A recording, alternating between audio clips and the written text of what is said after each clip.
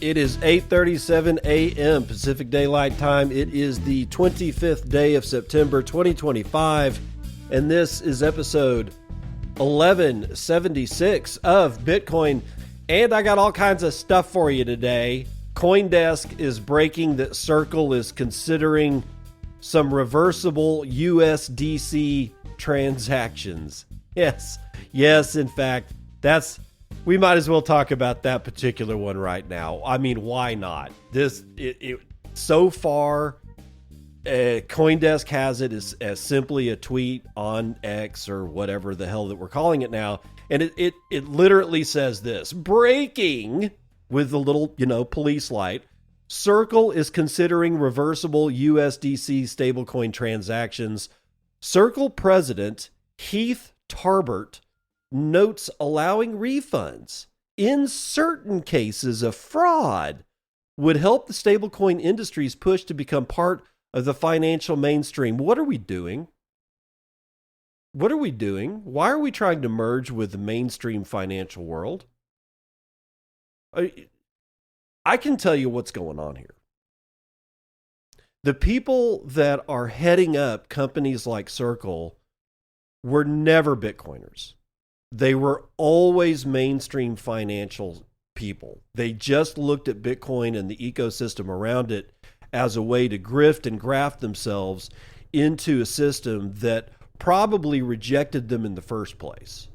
They desperately wanted to be a Wall Street trader. They desperately wanted to be on the bond desk. They desperately wanted to be attached somehow to oil and gas and energy and futures and commodities, and nobody would have them. So they discover Bitcoin, and then they figure out a way to somehow graft their particular take on it into the world that they always wanted to be part of. That's what's happening here. Circle has never been trustworthy. Circle, Jeremy Allaire, was one of the guys that started it. He's not to be trusted. He signed his name to the New York Agreement, which was a letter hell-bent on the complete and total annihilation of Bitcoin as we knew it, and that resulted in the block size wars of 2017. Well, 2016, there was block size wars, but it really culminated in the New York Agreement. And then we had the blow off top in 2017, and then we had the BC8 split because of it. It is a part of the Bitcoin history that was really traumatic for a lot of us that were in the space at the time. And the true colors are now coming out with people like Jeremy Allaire, Circle, this Heath Tarbert guy, which this is the first time I've even heard this dude's name. But reversing transactions is antithetical to the ecosystem that Circle was birthed out of, because they were never Bitcoiners to begin with. So now that that's done, we got some news about the iPhone and Bitcoin. It's not probably what you think, but it's still cool, man. It's still really, really cool. A couple of treasury companies are having some issues. Not the ones that you think, but hey, it is what it is. And then we're going to be talking about a protocol that, quote, puts dormant institutional Bitcoin to work. I honestly don't believe that this is a good thing. We'll get into that one. We've got some news out of Botanics Labs. Still, again, probably not the kind of news that we want to hear, but I'm here at BitcoinAnd to keep you abreast of what's going on so that you don't have to sit down and curate a news feed so that you understand what's going on, instead of being inundated with, the price prediction this and the price prediction that. No, because that's all noise. All of it's noise. If you're wondering why the price of Bitcoin is doing what it's doing today, what's going on? Futures expiry coming up, man. It's the same shit every month, right? This should be no surprise, which is why all this price talk, it's all noise. I try to stay away from it. Sometimes I give you a little bit of price action news, but honestly, it's more about what's going on in the industry so that you're not caught off guard. That's why you're here at BitcoinAnd. It's all the news you can use with your host, me, David Bennett. And I'm not going to be done. I'm going to get into a lightning strikes article from Bitcoin Magazine. It's it's a longer read, but I think it's going to be worth it because the value for value future is upon us. And even though I was actually on the Bugle podcast with Richard Grieser and Rod Palmer. I love those names. Last night, I don't know if that episode has dropped yet or when it's going to drop. I don't know. But we talked about value for value, whether it was value for value advertising, like I do with the Circle P, or just value for value monetary revenue models. They're coming, but right now it's painful, because everybody expects something that, it's innovative, therefore everybody's going to adopt it and we're all going to be free. That's not the way this works. So just buckle up for that one because I think that's going to be a great read. And if we have time, I want to talk a little bit about a Bitcoin mining company called Cypher. But depending on where we are timescale wise, that may not happen. But I want to begin with Bitcoin's iPhone moment, and that is the title of Marty's Bent. And I haven't read a Marty's Bent on the air in probably well over a year. I used to read them all the time on the air, but I didn't want to basically, completely hork, Marty's stuff. Even though I had asked him permission if I could do it, and he was totally fine with it. But dude, that was like 2018, 2019. So, but this one I think is poignant because I can't grab enough news from my normal news feeds about this particular development, and I think it's worthy. So, from tftc.io, we've got Marty's Bent, Bitcoin's iPhone moment. The team at Macadamia, a Bitcoin eCash wallet built on the Cashew protocol, launched a cool feature yesterday. The ability to send people Bitcoin via eCash directly in Apple's iMessage. Yeah, you were probably distracted by the black cat crossing your path while you're going to work or going to lunch, depending on whatever it is you're listening. You might have been distracted by the weird protests going on down the street. So let me read that shit to you again. The ability to send people Bitcoin via eCash directly in Apple's iMessage.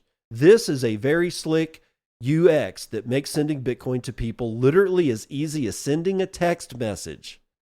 I tested it out with a friend who didn't have a Macadamia wallet yesterday, and they were easily able to download the app and claim the eCash in their wallet within a couple of minutes. The experience makes me think that this will be a great way to onboard people to Bitcoin in as straightforward a way as possible. Send them eCash via the Macadamia extension. They click the link, download the app, quickly connect to a mint, and redeem the Bitcoin in a couple of seconds. From there, they have an eCash wallet that is interoperable with the Lightning Network and other second layers connected via the Lightning Network and can begin accepting Bitcoin rather trivially. I've said it many times in recent months, but the broader crypto and TradFi markets are completely missing what is happening on top of Bitcoin right now. While everyone is focused on Bitcoin treasury companies, stablecoins, and real-world asset tokenization, Bitcoiners are building the future tech stack of the distributed banking system on top of Bitcoin. And not only that, the products being built are reaching parity with the user experience of fintech products that hundreds of millions of people have become accustomed to. With Bitcoin wallets like Macadamia, there is no need to understand the concept of gas fees, whether you're bridging an asset between chains or different roll-up schemes, or whether or not your stablecoin will be compatible with the wallet of the person who is looking to receive it. It all just works. You can send eCash from Macadamia to pay a Lightning invoice, and it will just work. And the best part is that you have way more privacy using eCash than you would on most other networks due to the fact that it leverages blinded signatures within a mint. The mint operator, while acting as, yes, a centralized custodian, has no idea who is sending or receiving eCash tokens within and out of the mint. It's a beautiful thing. Pay attention to these Chaumian mint protocols, the wallets and markets built on top of them as they continue to progress. So there it is.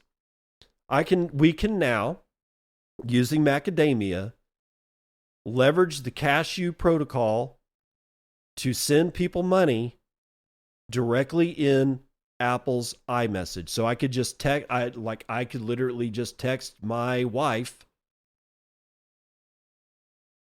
Bitcoin.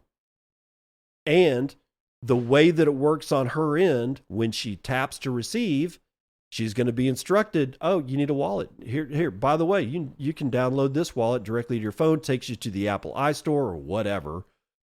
The App Store, and you download it, you get it set up, boom, you're off to the races. And then the second time that occurs, it's way easier to navigate, right? And it really is about the user experience and having that user experience match the already rote experience of most of the people on the planet today. If we can match up those user experiences where our user experience with Bitcoin and eCash and Macadamia and Cashew and Lightning is almost indistinguishable from the user experience that most people are already used to, that's how you win. That really is. That's how you win. And even though it's like, well, shouldn't we blaze our own path? Do so at your own potential detriment. Because when you've got that many people who expect a certain kind of user experience, if you're not matching that user experience, or at least trying to, then you're not going to be hitting all of the soft spots, the soft targets of the massive population. So it's very important that we at least respect what people want. And then there will be other people that say, dude, Steve Jobs, he didn't do that. No, he didn't. But for those of you who don't know, Steve Jobs used to have this thing that he would say that people don't know what they want until we give it to them. Yes, and at the time Steve Jobs was saying that, at the time Steve Jobs was heading Apple, at the same time that Steve Jobs was bringing Apple out of a garage into the business world and designing user experience, because, again, people didn't know what they wanted. Now they do know what they want, because that was ushering us out of the analog part of humanity, and he was the bridge to the digital part of humanity that we now experience. So for at least the medium to long term, we have a user experience that is well defined. And if we don't make pains, or rather take pains, to make that user experience that we want people to use Bitcoin, if we don't make that experience match their expectations that they don't even know that they have, then we're shooting ourselves in the foot. So this is why I'm really happy about this Macadamia issue and being able to send people eCash that is compatible with a Lightning network that is ultimately compatible with Bitcoin directly as a text message on your iPhone without any modifications to your iPhone whatsoever. I don't sleep on this. You might want to test it out for yourself. I'm going to be doing that later on today. Next up is Australian fitness firm tanks 21% on their Solana treasury gamble. You took the gamble and you lost a quarter of your money. Okay, well, Tarang Katan has it for Cointelegraph. Australian fitness equipment. Let's really get the context here. It is a company that builds fitness equipment. When you go to Planet Fitness, you might be working on one of their machines. I don't know. I don't know who builds Planet Fitness stuff, but maybe it's Australian fitness equipment maker Fitfel, or rather Fitel. They fell 21% on Wednesday after announcing that it had bought more than 46,000 Solana for $10 million. They are listed on NASDAQ, and the company closed Wednesday's trading session at $6.65, only making a mere increase of 0.15%, and then closed the after-hours session at $6.66. Ooh, that's the number of the beast. According to Google Finance, Fitel is now at least the fifth company this week that is seemingly disappointed its shareholders with crypto buying. It's fractals all the way down. We were trying to warn people you're going to be disappointed when you buy that shitcoin. And now we've just gone a step function up. And now we're talking about companies and trying to tell companies your shareholders are not going to be happy when you buy this shitcoin. And these guys are not. And they're not the only ones. Earlier this week, shares of medical device company Helios Medical Technologies dropped themselves by nearly 34% after they purchased $175 million worth of Solana. In addition, BNB Treasury company CEA Industries, Ethereum treasury firm Bitmine Immersion Technologies, and the largest Bitcoin holder strategy saw their stock price decrease by 19.5%, 10%, and 2.5% respectively at the end of Monday's trading session after some recent crypto buys. So, pausing to say that right now, strategy's not looking good. It's just not. In fact, let me pull up TradingView just for a second because they had an immense drop this morning. And if I can get them back, as of this morning, they are down 5.66%. They had a massive tumble. But if even after their massive tumble, it still doesn't hold a freaking candle to these shitcoin companies that are thinking that they're going to beat out other companies that are holding Bitcoin. Now, that said, let's read the rest of this. The fitness or Fitel, that their buy, well, it comes only a day after the company revealed its crypto pivot, issuing $100 million of convertible notes to accumulate Solana for its treasury.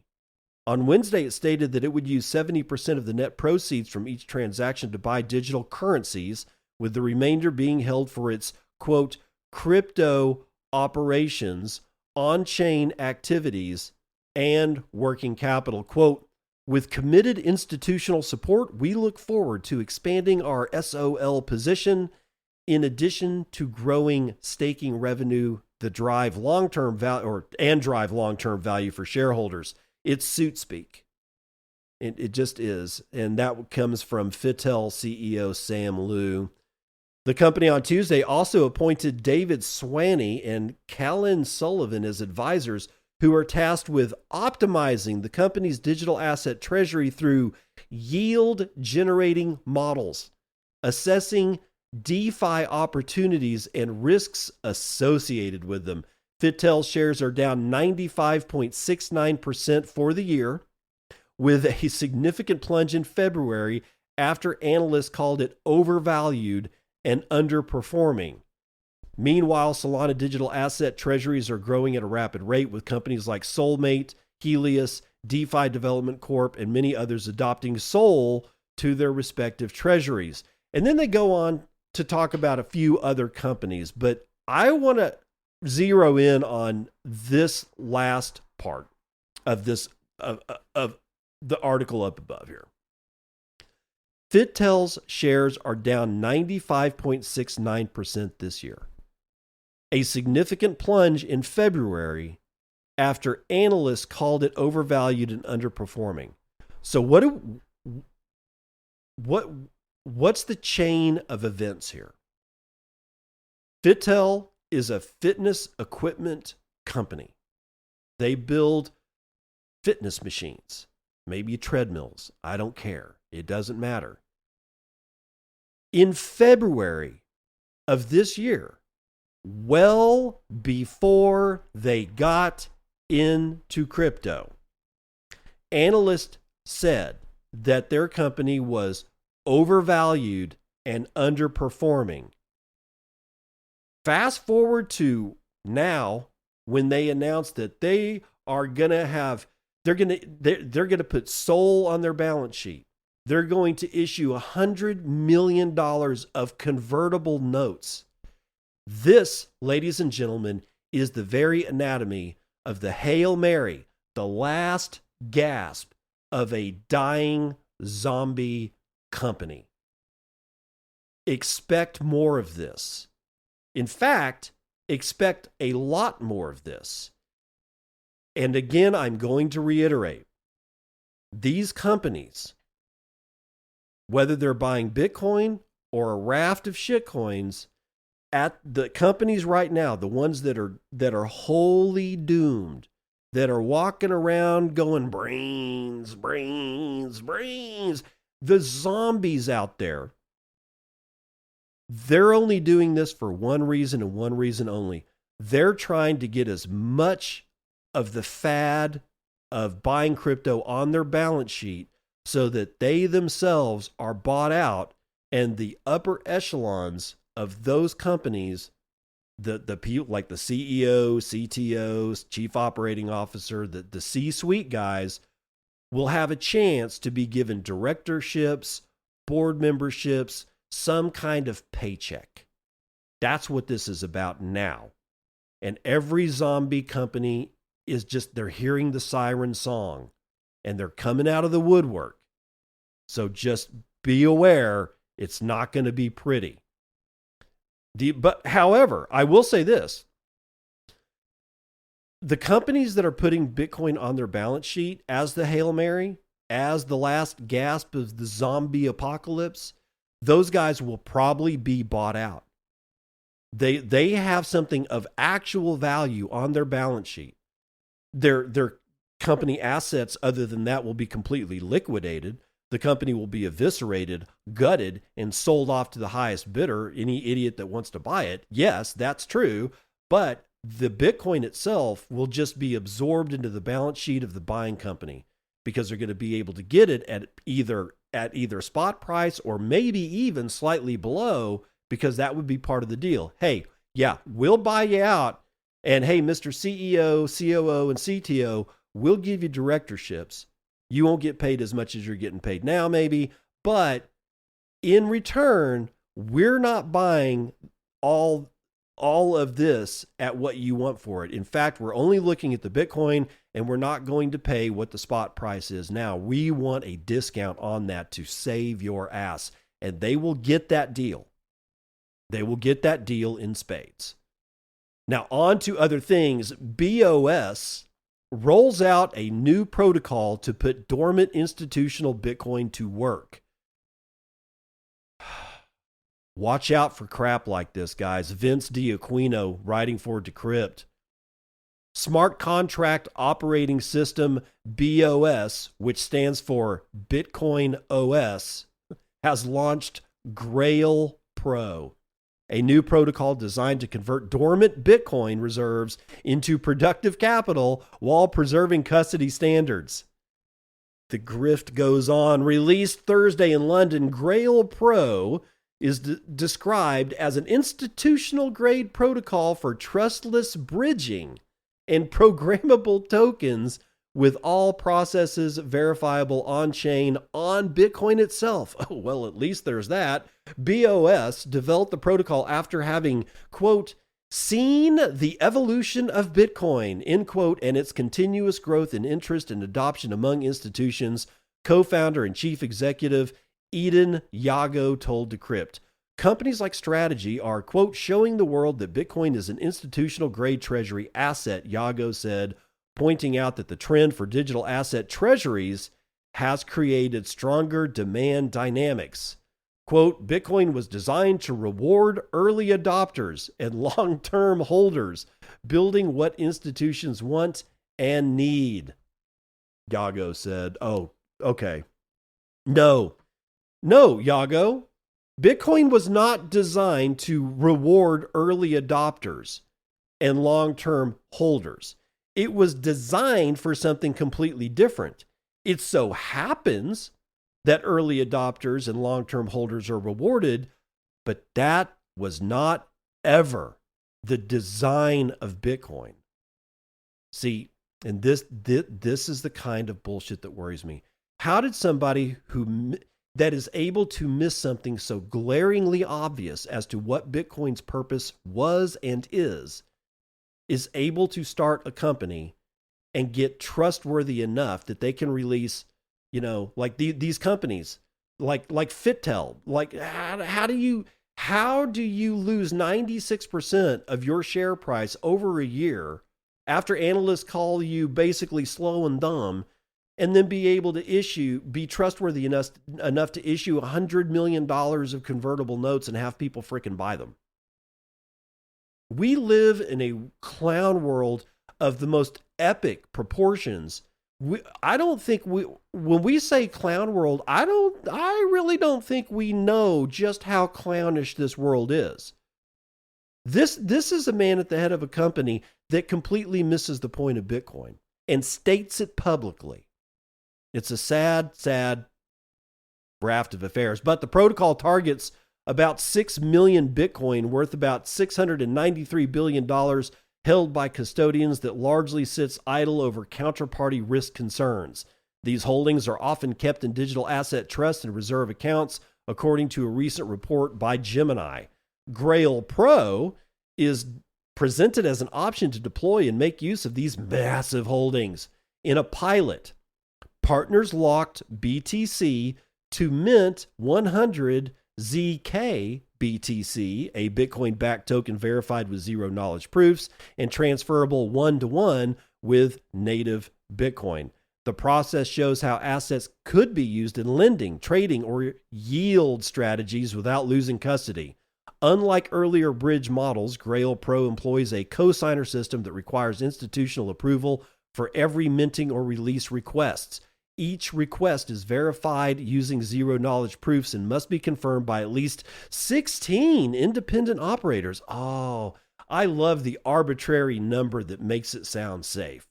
Whatever. BOS claims this structure reduces exposure to fraud and ensures institutions remain in custody at all times. The system also includes support for programmable financial products, custom vaults, and real-time monitoring. This is pure crap. And this is not the last of the crap you're going to see. Chances are good, as I was reading this, many of you out there said, I might be stupid because I didn't understand that. No, you're not stupid. It's designed so that you don't understand it. This BOS thing, it's purpose built, in my opinion.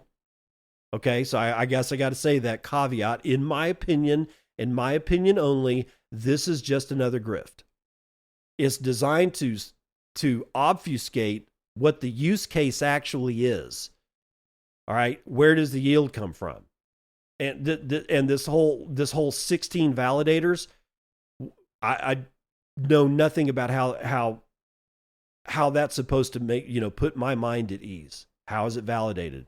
And of course, it's not going to be here. I'm sure there's a plagiarized white paper out there that probably consists of 18 different paragraphs from 17 different papers that have already been plagiarized beforehand, because that's the way this system works, right?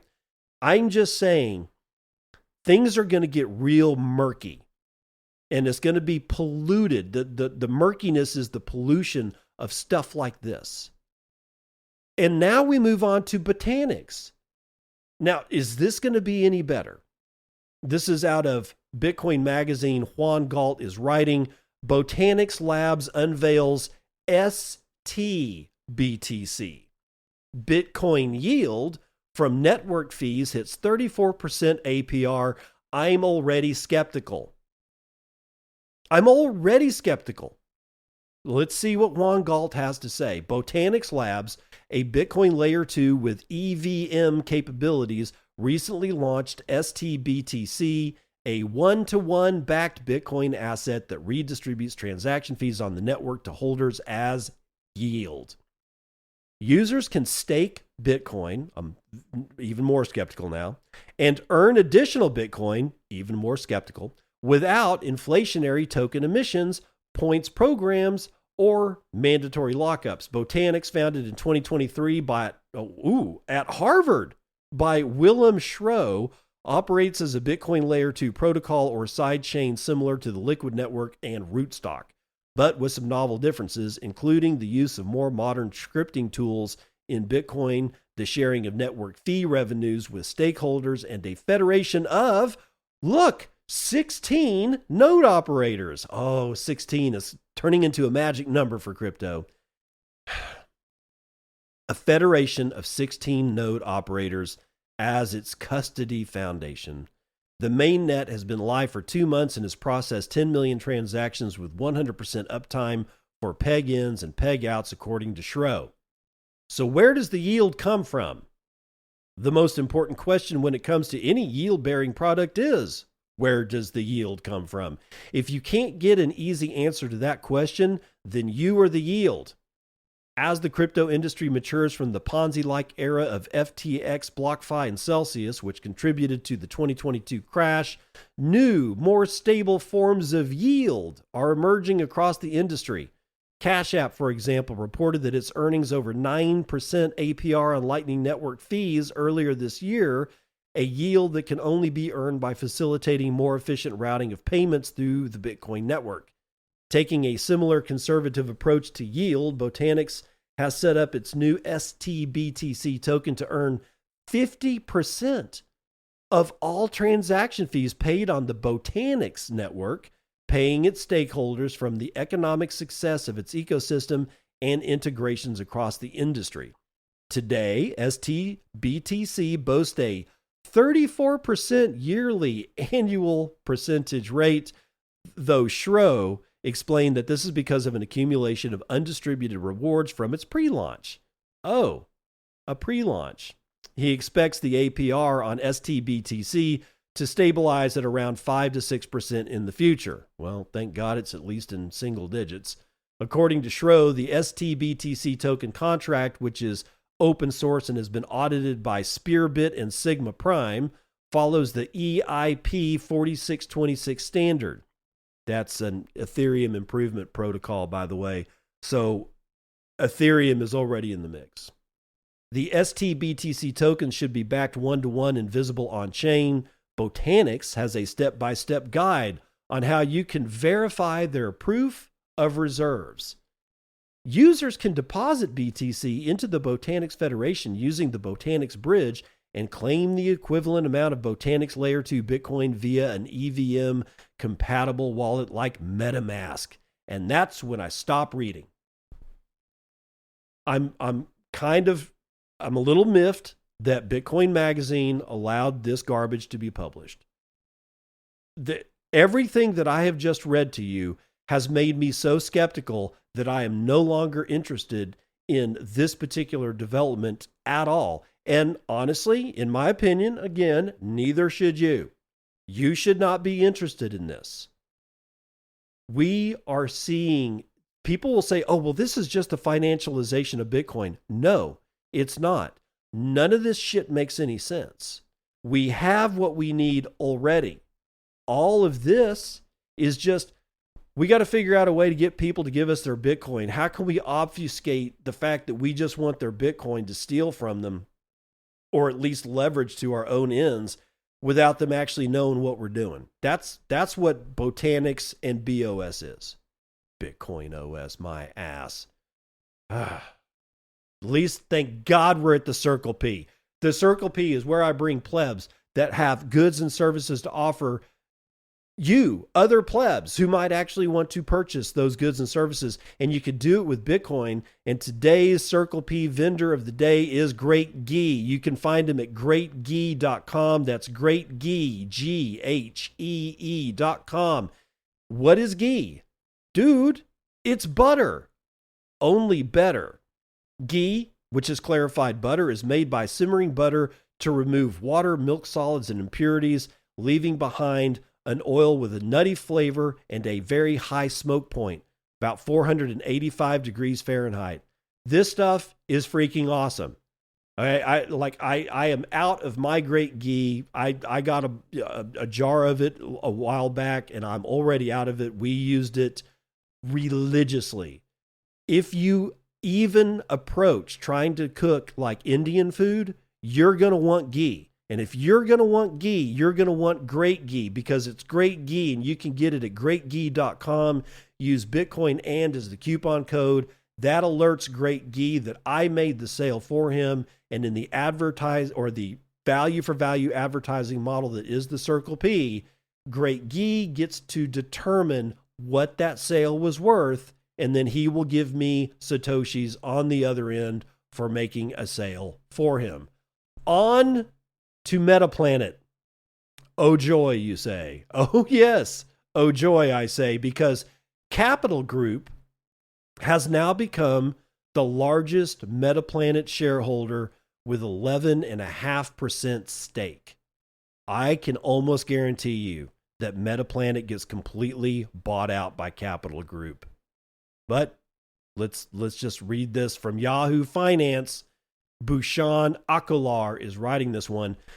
Capital Group, the $2.6 trillion asset manager, no small potatoes here, has become the largest shareholder of Japan's Bitcoin treasury firm Metaplanet by adding another 75 million Metaplanet shares. The asset manager has doubled its stake in the company, bringing ownership to 11.5%. This comes as Metaplanet stock has fallen nearly 40% over the past month, so they are indeed buying the dip. Metaplanet's chief executive officer, Simon Gurovich, confirmed the investment, highlighting the firm's confidence in the company's long-term strategy despite recent market volatility. Earlier this week, Metaplanet acquired a total of 5,419 BTC. As a result, the company now holds 25,555 BTC, all worth around $3 billion as of current BTC prices. I'm telling you right now, collapse and consolidation, the CNC is what we're coming into. I'm not suggesting that Metaplanet collapses first. I'm just saying that we're going to see either one or the other or both on many of these companies. Now, I had kind of thought that Metaplanet would be able to strike out on its own because of its massive Bitcoin holdings. But now, come to think of it, since they have shares on the market, all of these companies that have an impressive stack of Bitcoin that are on the market means that they are ripe for hostile takeovers.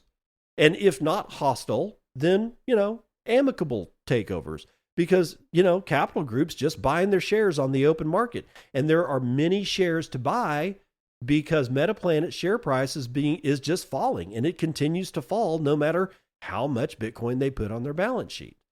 So expect collapse and or consolidation to continue to occur. Let's run the numbers.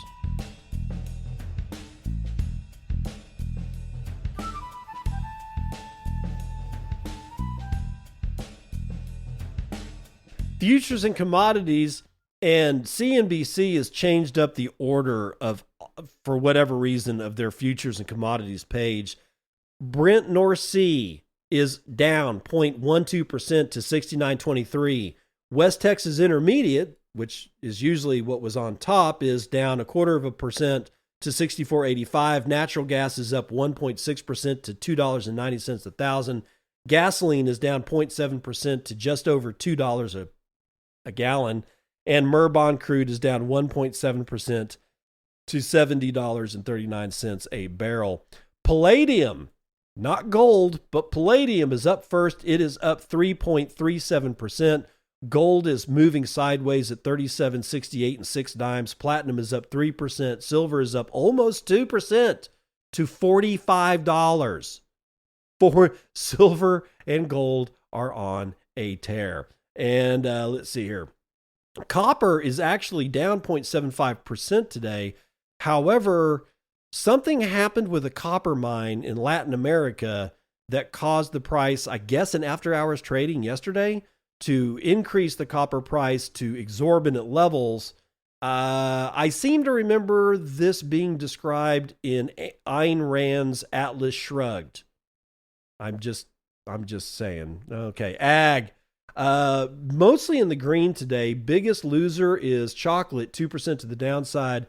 Biggest winner is coffee, 1.25% to the upside. Live cattle is down 1.25%. Lean hogs are up 1.5%. Feeder cattle are down 1.76%. The Dow is everything's in the red in equities right now, probably because, well, end of the month and rebalancing and all that crap. Dow is down 0.16, S&P is down a third, NASDAQ is down a quarter, and the S&P Mini is down over a half. Bitcoin struggling again today at $111,480. That is a $2.22 trillion market cap. We can only get 29.8 ounces of our favorite metal rock with our one Bitcoin, of which there are 19,925,848.04 of.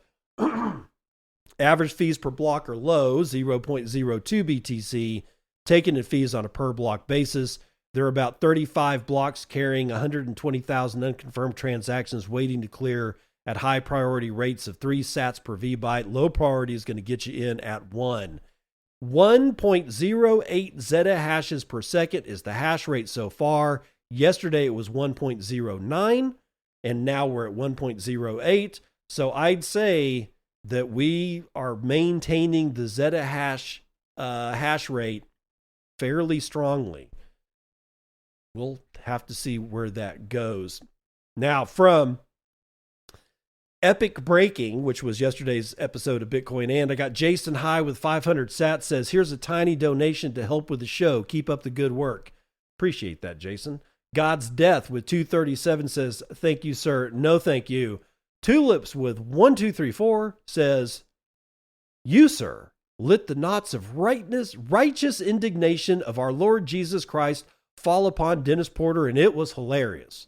My take on B Hodl is that they will try to actually do something by managing Lightning nodes and getting from 1 to 10% in fees per year. I hope it is good for Lightning, unless it is all tulips and it goes to 0. He's such a bright ray of sunshine, Tulips is. Pies with 121 says, thank you, sir. No, thank you. And, Here and Gone with 100 says, the Rage did a FOIA request to find out if the Bitcoin Strategic Reserve was being worked on, and they discovered that it is not being worked on. Jesus, these freaking people. Permanerd with 210 says, pretty sure coffee is the best performing commodity today because of Oshi. And Oshi's crunchy coffee hodl butter. That's the way to promote your brethren right there. Permanerd, me and you need to talk about getting you and your products into the Circle P. But in the meantime, might I say, hats off to you, sir, for having the humility to promote somebody in the Circle P when you have products yourself that you could be promoting. Dude, that's the kind of attitude that the Circle P wants. I'm just saying. All right, let's see. And Turkey, I think, got in late yesterday with 500 sats from Rip Plastic Money, but he doesn't say anything, so that's the weather report.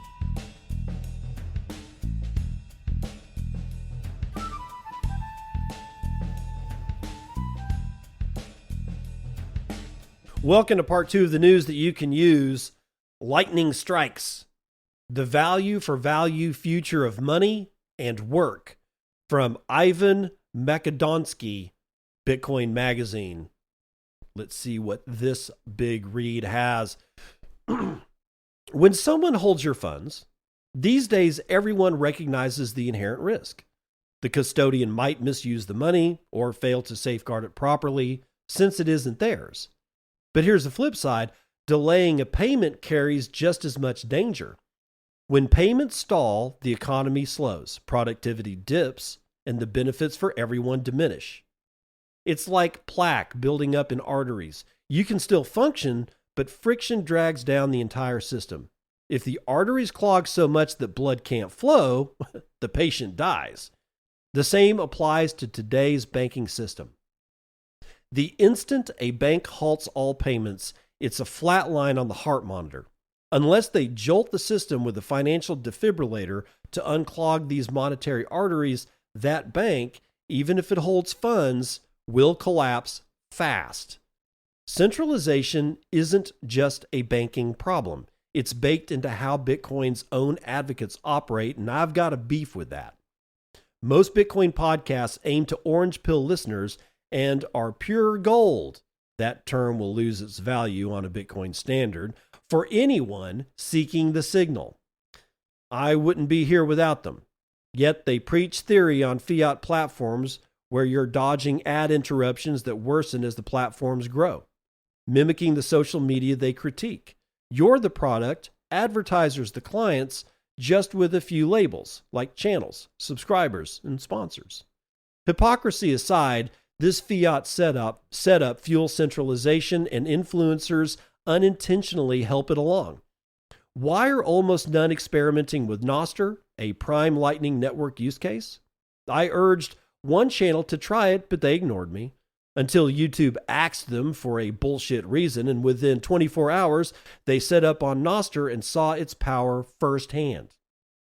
When a sponsor signs on, they often demand exclusivity for their product or service type. That's the first chokehold.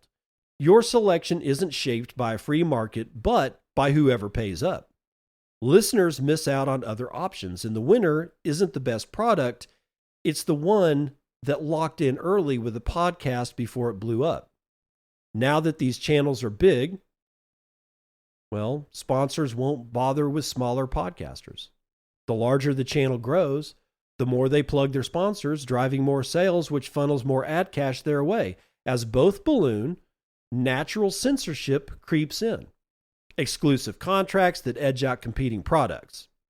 That's not just centralizing the product market, they're consolidating the podcasting scene itself. Successful companies chase bigger subscriber counts, raising the bar for new podcasters. That target keeps drifting further out of reach each year. All this unfolds on 3 or 4 centralized fiat platforms, already walled gardens where no newcomer can break in unless they're so unbearable that an alternative emerges. Oh, wait, Nostr could be that alternative, but these podcasters won't invest a shred of time to experiment with it or try to shift their audience over. You need an alternative. Enter the Lightning Network. Whenever you take a step toward a goal, your reward doesn't come later. It settles instantly. The universe balances itself in real time, and the Lightning Network mirrors this dynamic. It can be achieved technically on a third layer built atop Lightning, but let's not get bogged down in details. Lightning is the key that makes it all work. What does the Lightning Network enable that makes the difference from the current financial system?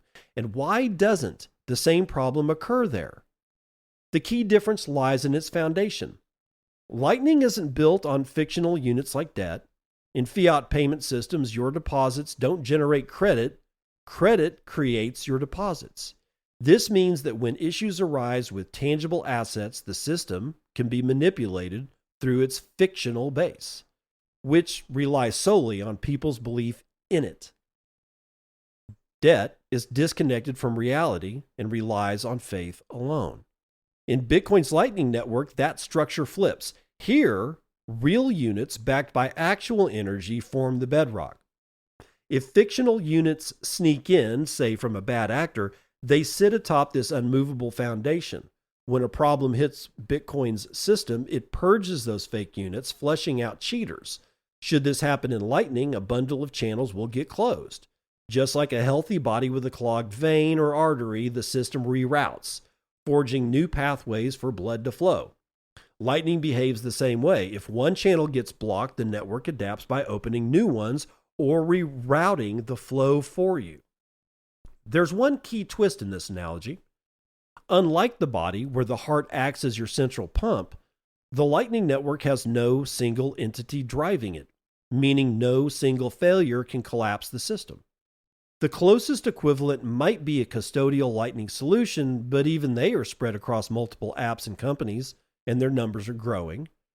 If one goes under, the network doesn't falter. It detoxifies itself by purging the bad actor and keeps on running. New channels spring up to meet the fresh demand. This is Lightning's version of the difficulty adjustment. When one app gets blocked or fails, the others grow more profitable, stepping in to fill the gap, whether it's specific use case or a specific region, which ensures the system adapts and thrives. Despite its drawbacks, Lightning is already carving out a critical role in the ecosystem.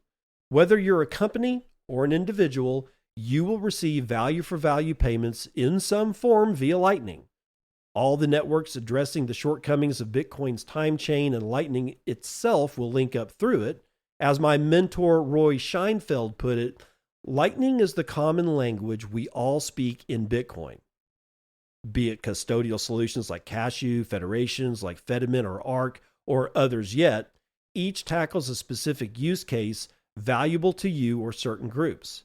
But connecting directly via the time chain isn't efficient, and for some, it's likely unusable. Imagine you're paying from a Cashew wallet to a Fedimint wallet, waiting 10 minutes for a first layer confirmation, and the congestion that would pile up.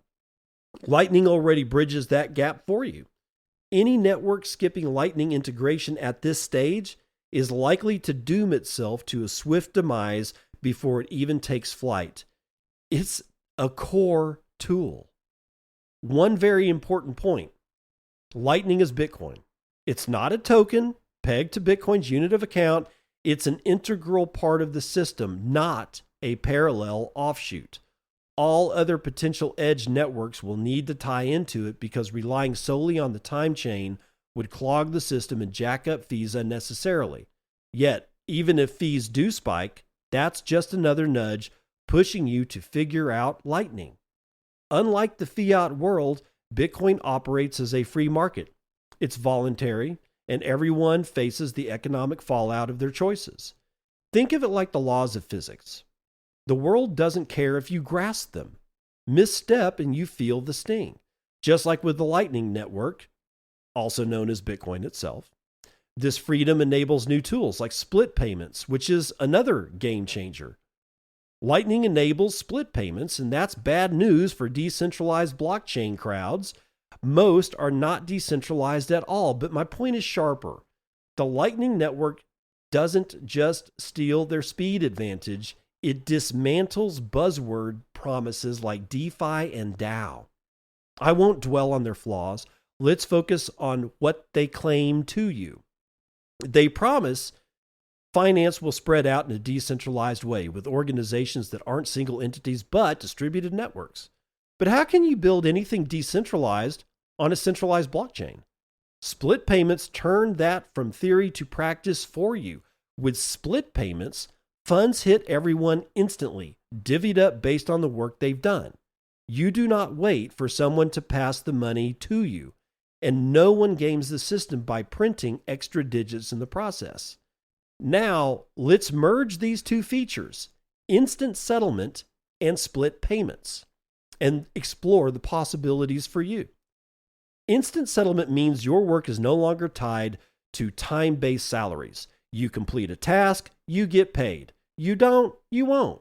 Make that payment a split one, and everyone or every entity involved in that job gets their share automatically, all in one seamless, atomic transaction from the buyer. Here's why this matters to you. Split payments are the technical glue that aligns all collaborating parties around you. Just as fiat-denominated prices sink everyone to drive Bitcoin's value upward, Lightning's split payments unite everyone involved in a transaction to deliver the product or service. If my effort boosts sales, you benefit. If you ramp up sales, I win too. This isn't some theoretical sketch, it's practical, unlike Amazon or any brick and mortar retailer you might deal with now. When I buy an audiobook online with fiat, I'm hit with hefty payment processing fees funneled to a handful of monopolists. Then you, the author, get a report from Amazon about those sales. How do you know that the report is not altered? Worse, Amazon doesn't pay you instantly for each book. So the money doesn't reach you when the reader pays.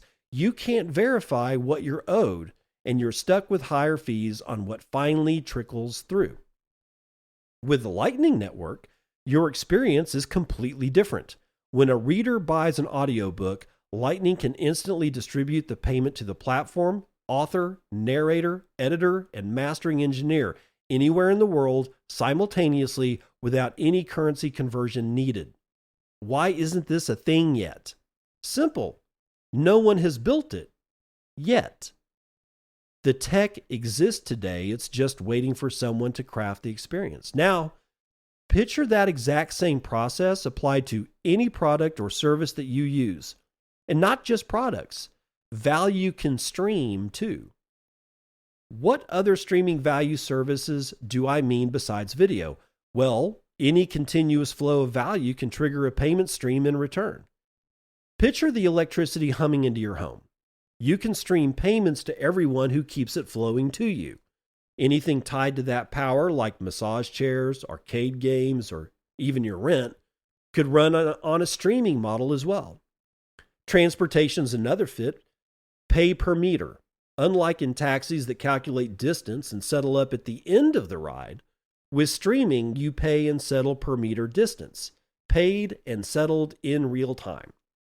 Lightning's versatility extends beyond streaming to media and unlocks pretty cool experiences. Thanks to split payments, sponsors won't shell out for views. They'll pay a commission per sale. Imagine this. A sponsor strikes a deal with a podcaster, agreeing to send 10%, just an example, of each product sale directly to the channel via split payment.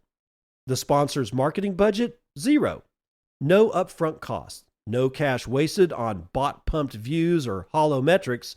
With no financial risk, they can approach any podcaster, big or small, and hand them a QR code or link that routes the 10% commission. A podcaster with 5 followers could make 5 sales, netting 5 payments. Zero barriers to entry mean funds flow freely, decentralizing podcasters' access to revenue and shattering the stranglehold of a few big players on sponsorships. Flip it to the podcaster side. They're no longer shackled to companies with deep pockets. In a split payment setup, the consumer foots the bill, so podcasters can pitch any product, even competing ones, and tailor choices to their audience, the ones they actually should care about. Even if they don't want to prioritize listeners, they'll have to. The audience remains the client, not the product. Bite the hand that feeds them, and those listeners will stop buying recommendations. Plus, podcasters can ditch any product anytime for any reason. They gain real freedom to choose what they promote, or rather, sell. This decentralized product advertising, letting the market sort out the best options, not just the ones that muscled into the marketing game early, which is the case today. Some are trying to get out of this already. There's a solid example of podcasters using Lightning, value for value. It's not fiat, it's pure Lightning, and I'm all for it. But it's a charity model, so I doubt its long-term sustainability. Only top creators can live off of it. Still, it's a sweet bonus to the model that I foresee for the future. In today's system, donating to creators means absurd fees and little anonymity. The Lightning Network sidesteps that, and value for value is a nice cherry on top. So what does this mean for people? For the lazy clock milkers among you, it's a nightmare. Take government workers at any national agency as the perfect example. Whenever I need to fill out a form for some bureaucratic permission, the staff behind the counter are total sloths.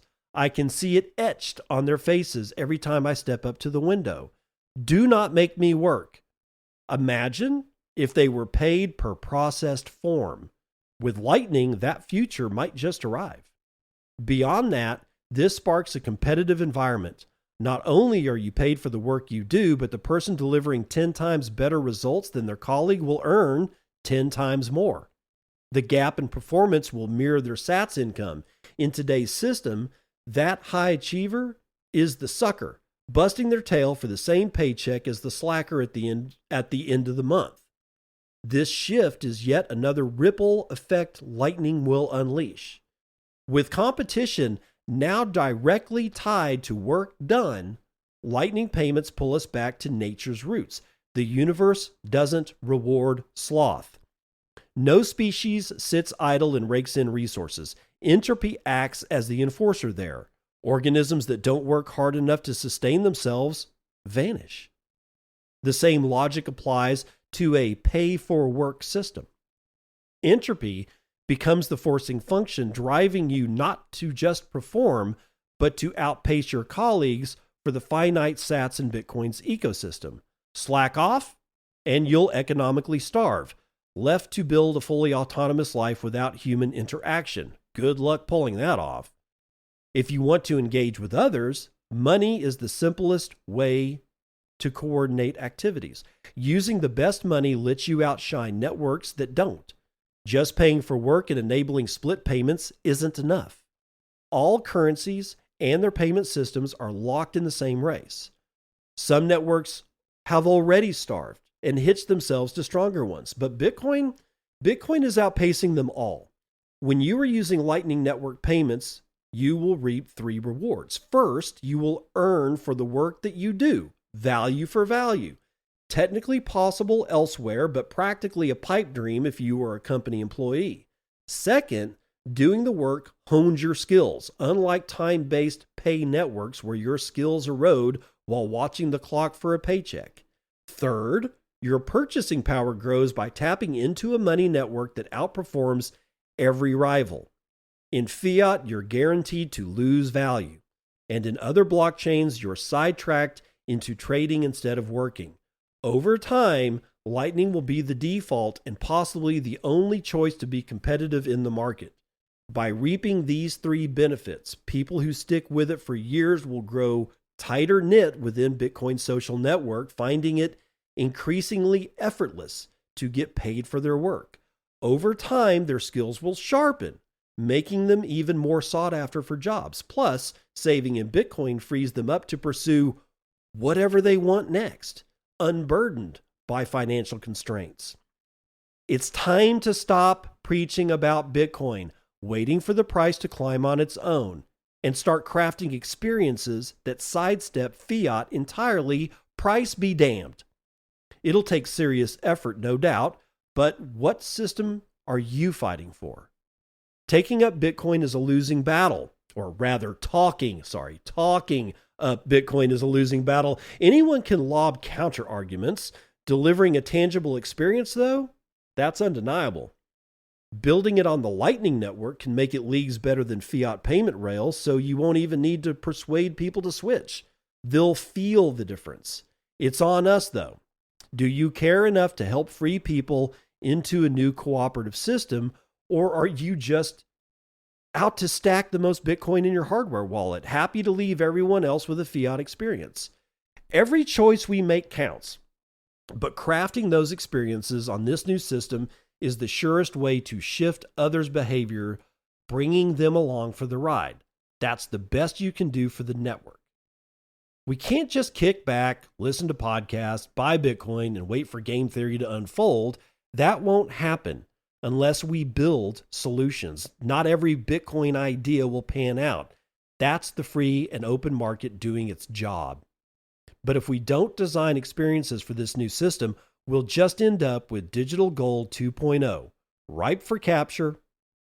The best way to deliver those solutions and shield against that fate is to build on Lightning. It's the engine for a parallel economy, so pick a side. Fuel its growth or let the fiat lords strangle its flow by limiting it to the first layer only. The promise of Bitcoin to free individuals financially does not happen by itself. This freedom demands action. Will you answer the call? Well, to push back a little bit on this piece, and I like this piece, don't get me wrong, people are building that. We just talked about macadamia and allowing people to receive Bitcoin via Cashew, via Lightning, directly from a text message on the standard Apple iPhone iMessage. You don't even have to get a specific chat app or messaging app to be able to do that. Now, that said, and I can't remember who said this, I think it was Callie, had a note. It was either on Twitter. I'm pretty sure it was actually on Nostr, though, although he probably cross-posted. Callie's one of the developers of BitChat. He's the Android BitChat guy, and also is, as far as I know, knee deep into eCash.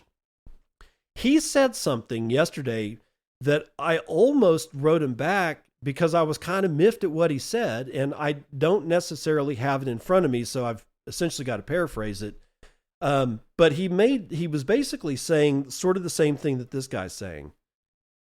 We're doing the world and all those people that are enslaved by the fiat system a disservice by just buying Bitcoin.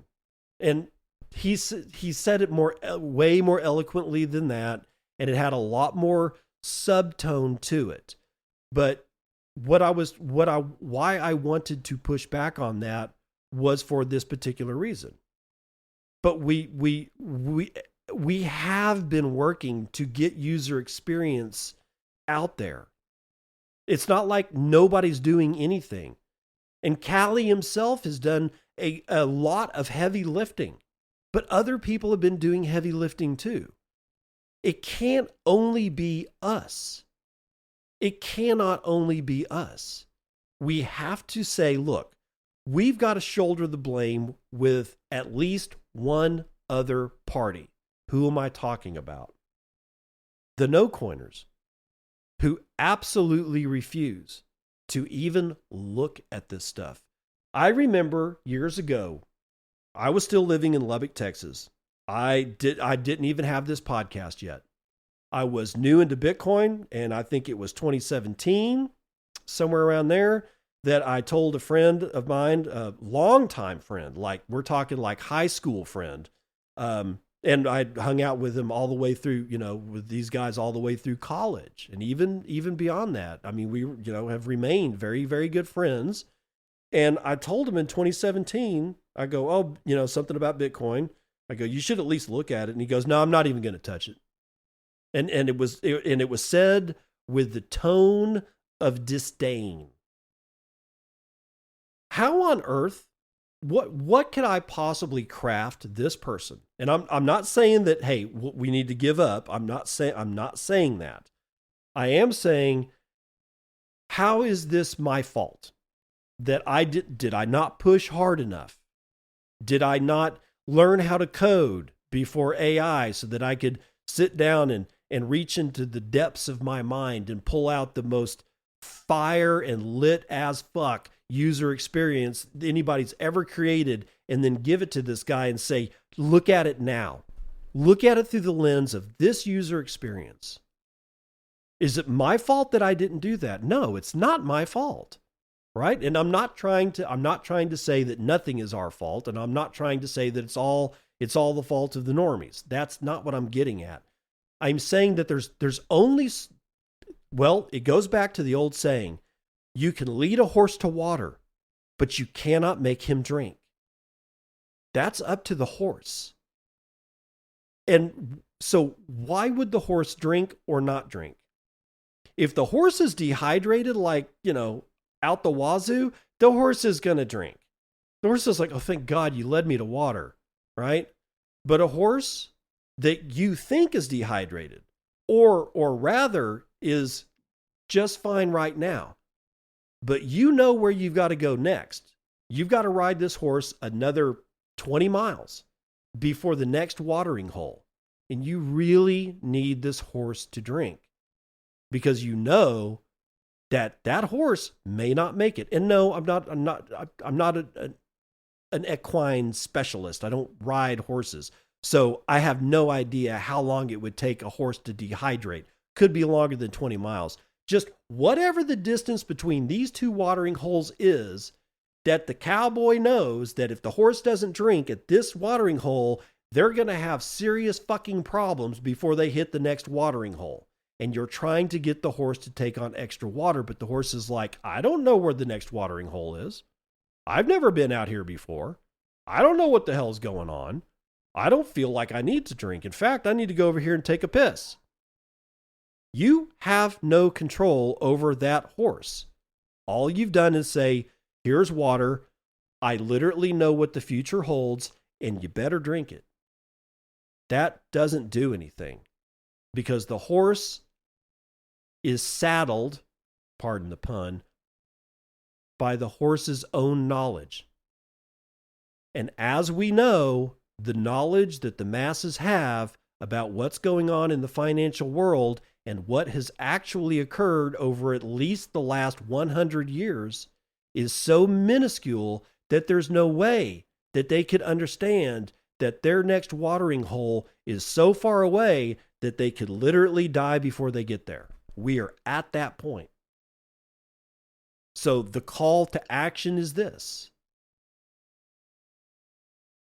We continue doing what we always do, and we never stop.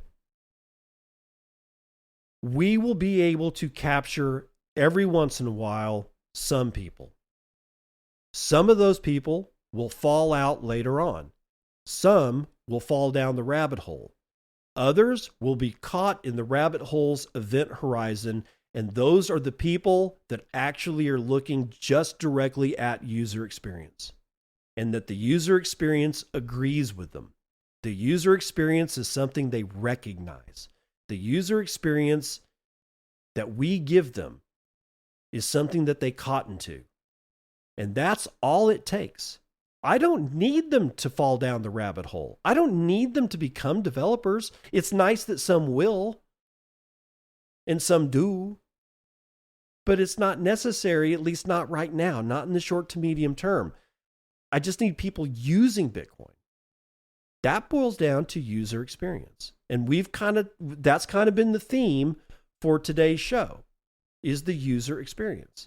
Now, the other thing that I really like about this article is he really talks about the experience of podcasters versus value for value and advertising with sponsors. Now, here's the thing. He talks about, well, they're going to want you, like if I were to get, I don't know, I'm not even going to say a name, but some hardware wallet manufacturer decides to, like, I put out a letter to say, look, man, you know, I've got a decent audience. I've been here forever. I really like doing this. I could use some support, and I don't mind advertising for other people. I really don't. But the suggestion is that, well, they're going to want exclusivity. They may. They might. But I don't actually have a problem with that. Unless the exclusivity comes from a company that was the last on my list for choice to be able to advertise with. There are actually several companies that I would love to sponsor the BitcoinAnd podcast. They are all 100% Bitcoin companies. I may not be big enough for them to actually give a shit. No matter what my audience is, no matter how long I've been here, no matter about the fact that I'm a solid Bitcoiner, it may not matter because they may be looking at other metrics. But let's say that some do.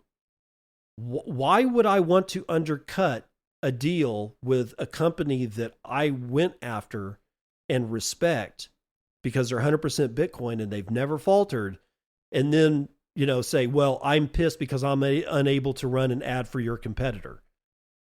Unless that competitor is another solid Bitcoin company, but in the same space, like if it was like hardware wallets, Cold Card, solid Bitcoiner, all the other ones, not all, but most of the other ones that names you recognize, like Ledger and Trezor, they're shitcoiners.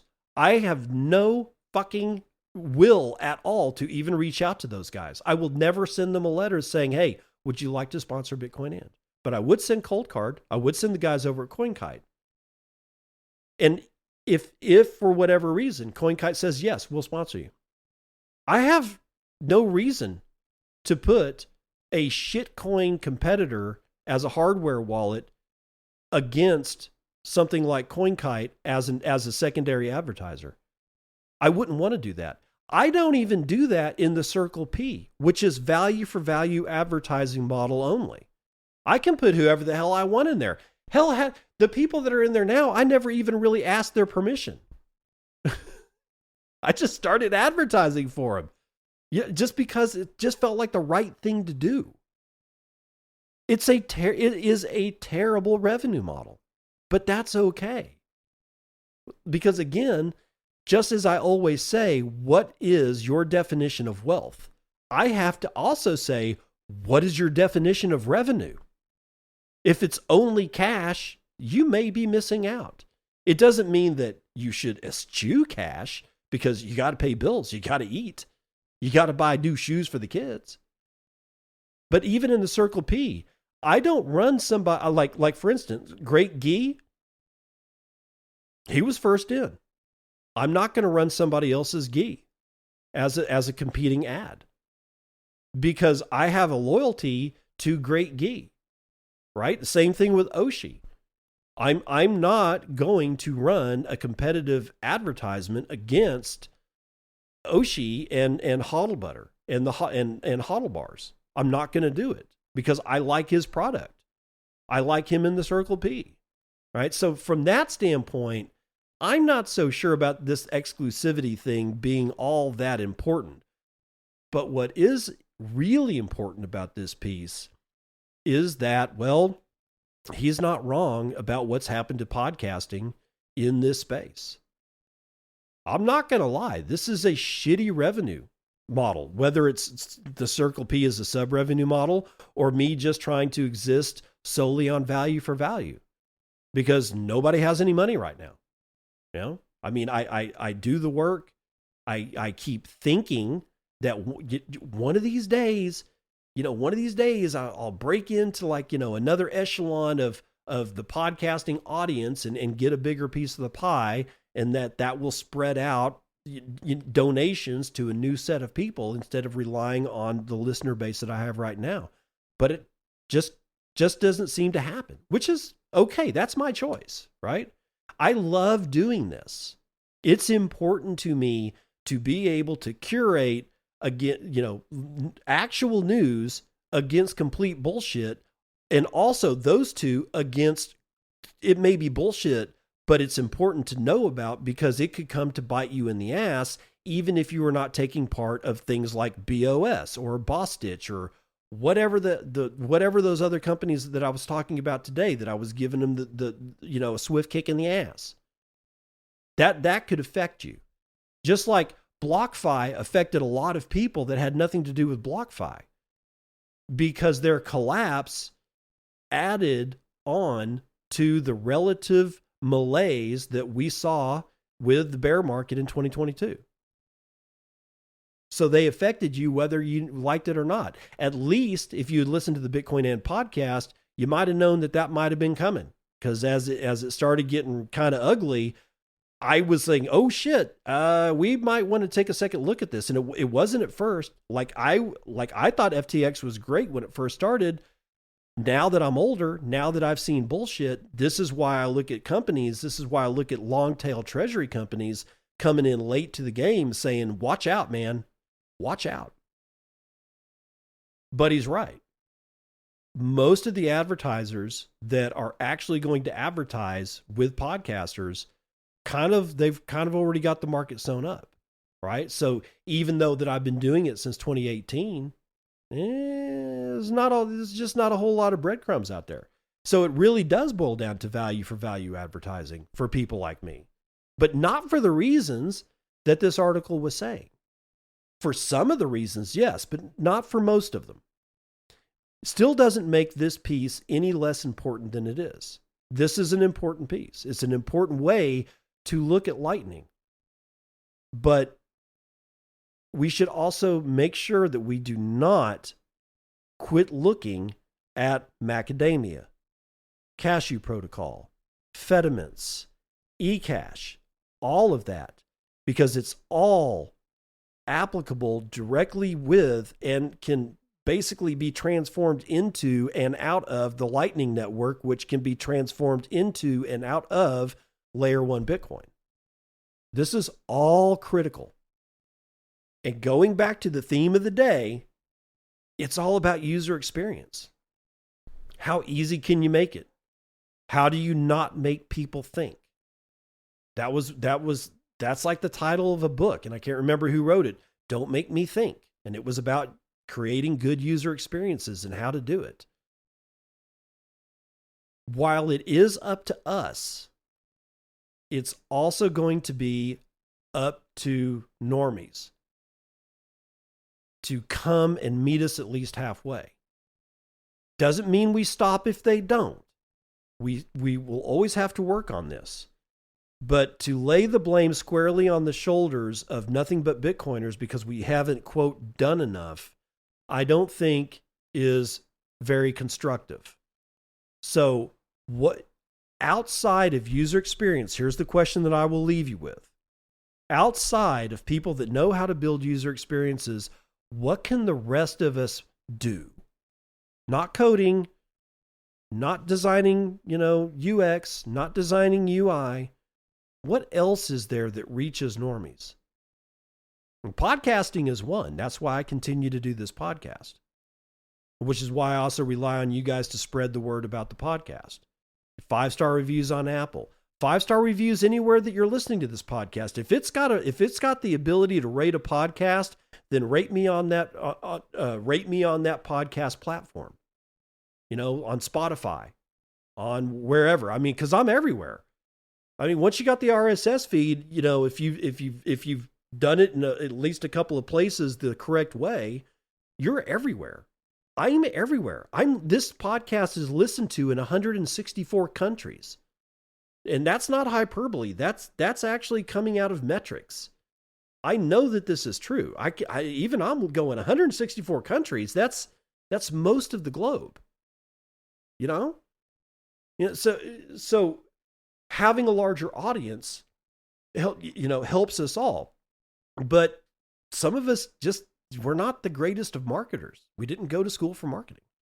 So we depend on each other to help us market each other. That's the way that I try to help. That's why Circle P exists. That's why I will boost, boost Daniel Prince's Once Bitten podcast. That's why I do it. Both of us need help, right? How do we help each other? That's how we reach more normies. Amazingly enough, we help each other inside this circle. That circle of influence actually grows. It's almost like a self-inflating balloon.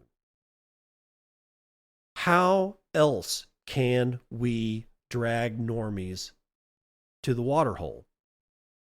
Because the next one is a long way away. I don't want them dying trying to get there. I'll see you on the other side.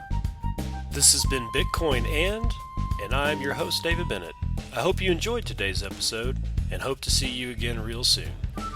Have a great day.